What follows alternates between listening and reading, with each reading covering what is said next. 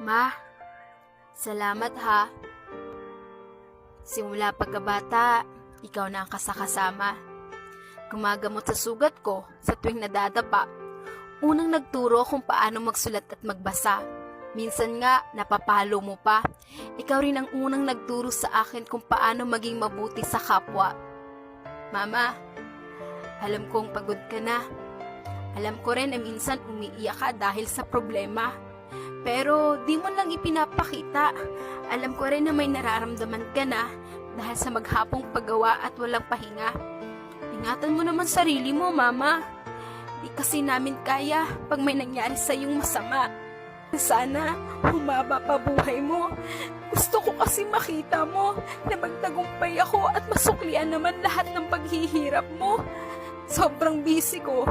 Di ko napapansin na mas kailangan mo ng oras ko. Pasensya ka na, Mama.